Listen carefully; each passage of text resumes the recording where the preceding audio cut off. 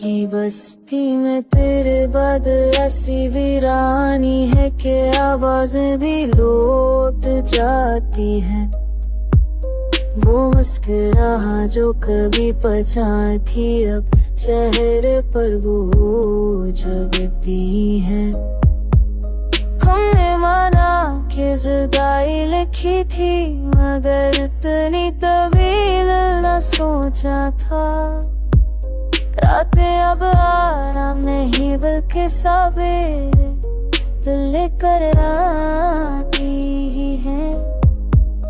दिल के हजूम में भी दिल खुद को बहुत तन्हा महसूस करता है।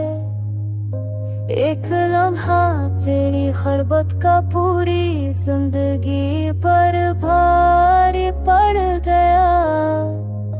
वक्त ने सब कुछ बदल दिया मगर दिल की जिद बाकी रही। दर्द ने हमें खामोश रहने का हुनर सिखा दिया।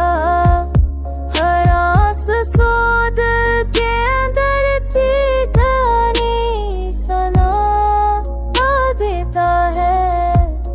हमने लफ्जों में बहुत कुछ कहा मगर अस बात न कह सके। मोहब्बत ने हमें गहरा तो बना दिया मगर खुश नसीब नहीं।